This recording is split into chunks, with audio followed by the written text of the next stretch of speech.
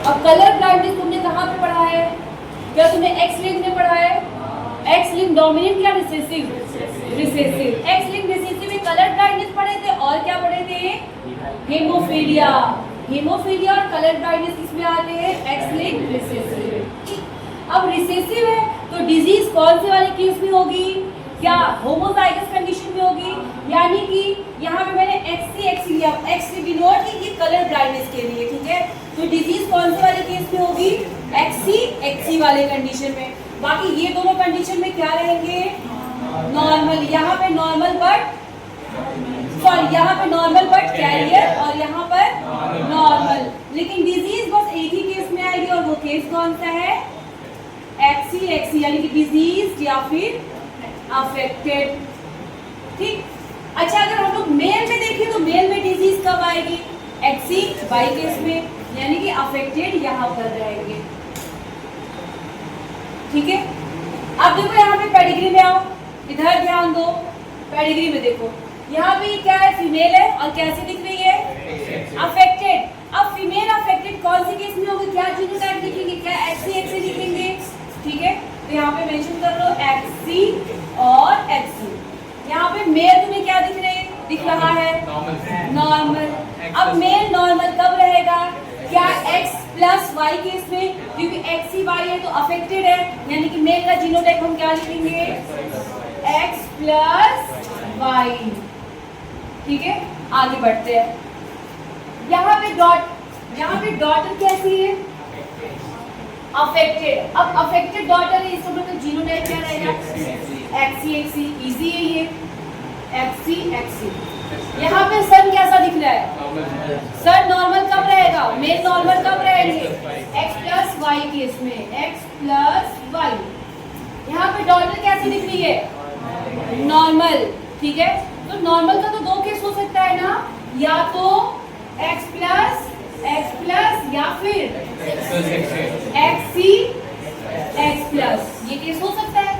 अच्छा, अगर सन में जिससे इसकी शादी हुई है ये मेल तुम्हें नॉर्मल दिख रहा है, मेल नॉर्मल कब होगा? एक्स लिंक्ड डिजीज में मेल या तो अफेक्टेड होगा या फिर नॉर्मल, कैरियर नहीं होता। यहाँ पे नॉर्मल है, यानी कि एक्स प्लस वाई।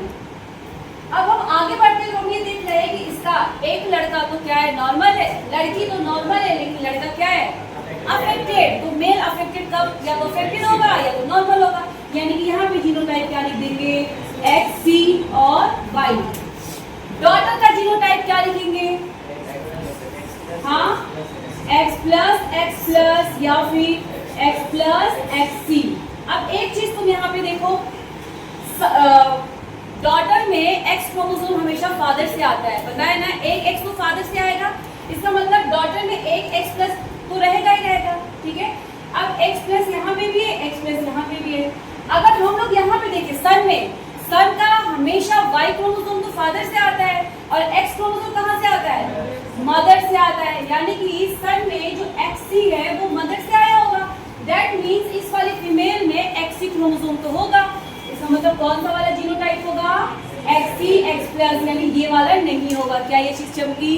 हमने क्या देखा कि मैंने तुम्हें ऑलरेडी बताया है कि सन में जो एक्स क्रोमोसोम होता है वो हमेशा मदर से आता है, वाइल डॉटर में जो एक्स क्रोमोसोम होता है वो हमेशा एक फादर से आता है।